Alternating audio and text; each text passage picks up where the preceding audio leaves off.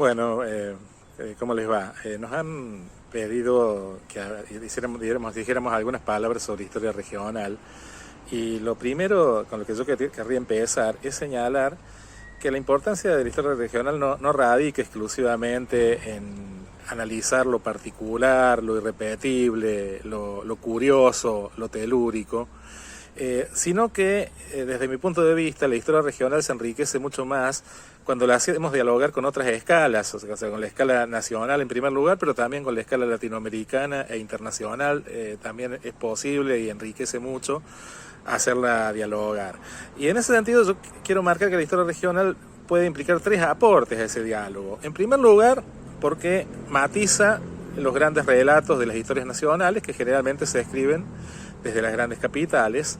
y precisamente profundizar en la historia regional nos permite ver si algunos de esos relatos se corroboran o no, o exige por lo menos introducir algunos matices. En segundo lugar, porque sobre todo cuando analizamos procesos de cambio, que a veces a escala nacional pueden ser muy marcados, muchas veces cuando ello ocurre, en la historia regional es donde se suelen percibir mayores líneas de continuidad, mayores inercias. Y en tercer lugar, porque también hay muchos procesos de historia regional que tienen su impacto en otras escalas, tanto en la escala nacional como en la escala latinoamericana o internacional. Por eso yo lo que quería proponer es que estos elementos los analizáramos a partir de un ejercicio,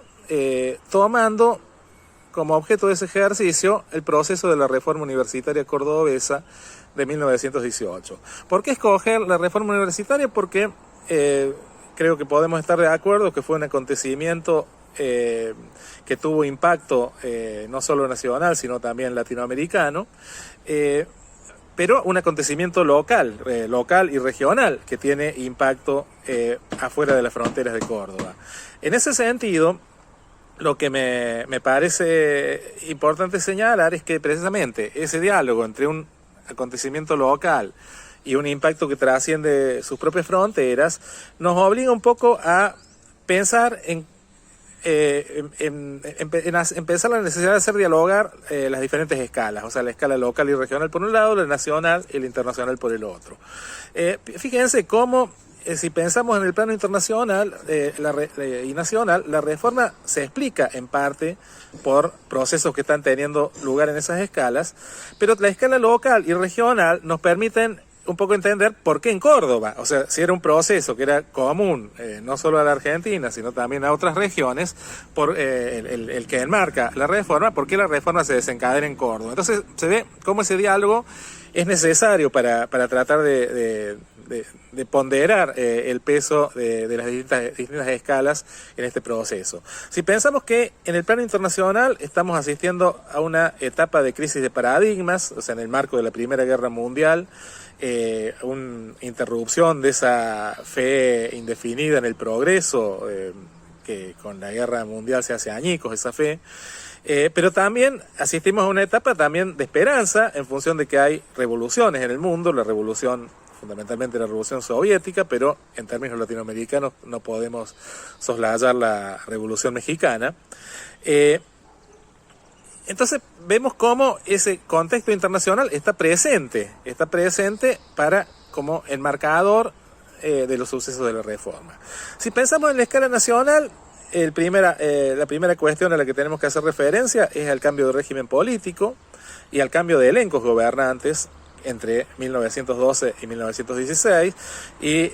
nos marca no solo las expectativas que ese cambio de régimen produce, sino también nos explica que los reformistas, los interlocutores de los reformistas en los sucesos de 1918 son funcionarios nacionales pertenecientes a nuevos elencos gobernantes con motivo del cambio de régimen y del cambio de régimen a partir de 1912 y el cambio de gobierno nacional a partir de 1916. También como enmarcador de escala nacional tenemos que ubicar el ciclo de protesta social que tiene lugar aproximadamente entre 1917 y 1922, producto en parte de la crisis económica que la Primera Guerra Mundial genera en los países del Cono Sur a partir de 1914. O sea, la reforma universitaria cordobesa es parte de un ciclo de protesta que se extiende por varios países del Cono Sur, o sea, Chile,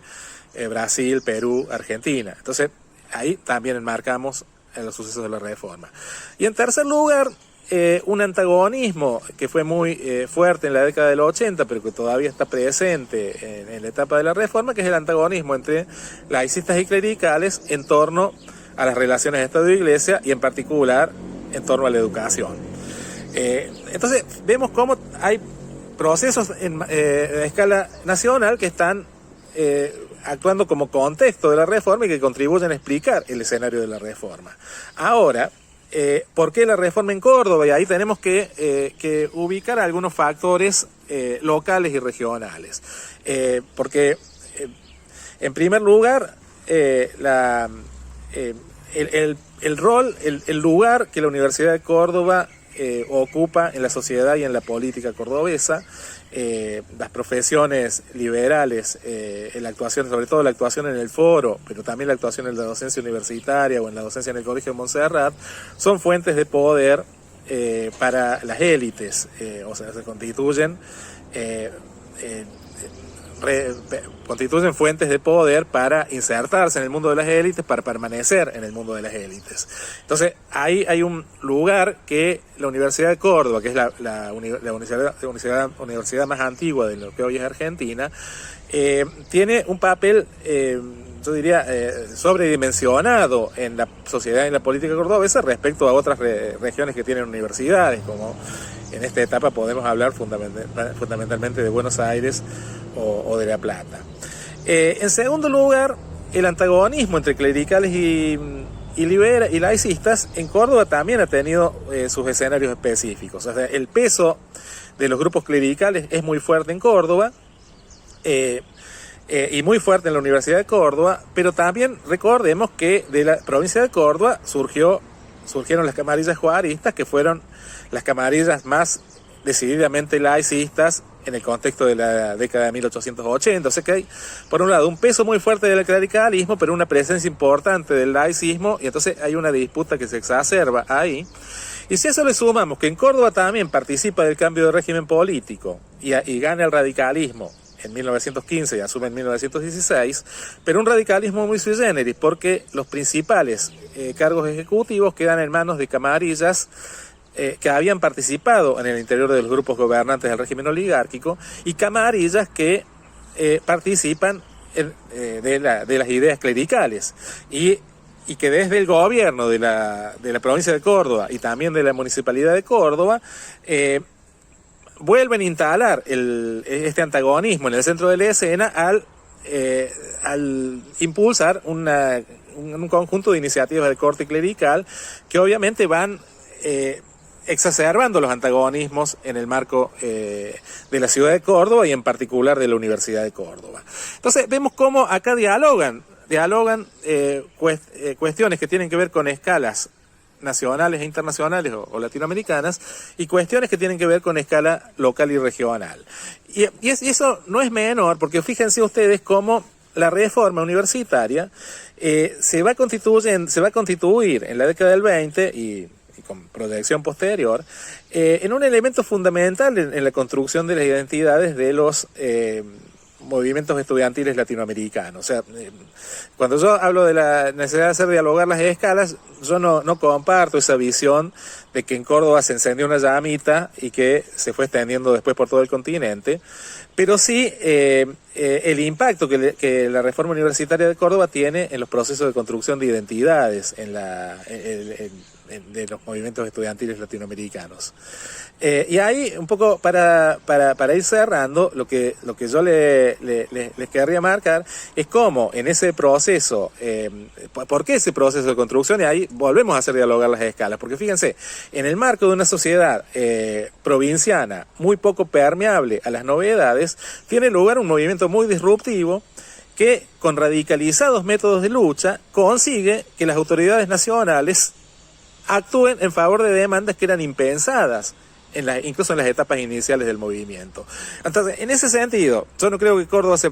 Córdoba se prendiera una llamita que luego se extiende por todo el continente, pero la magnitud y la potencia del acontecimiento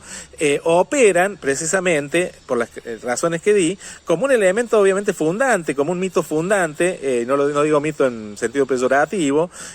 fundante de identidades muy fuertes que van a recorrer el continente en los años inmediatamente sucesivos. Entonces, ahí vemos cómo también lo local impacta en otras escalas. Y para cerrar un poco, cerrando un poco esta línea argumental, quisiera retomar por donde empecé. O sea, la necesidad de hacer dialogar las escalas local, nacional, latinoamericana e internacional, pero hacerlas dialogar en un ida y vuelta, no solo pensar en cómo los contextos de escalas mayores inciden sobre lo local, sino también cómo lo local puede repercutir en otras escalas. Muchas gracias.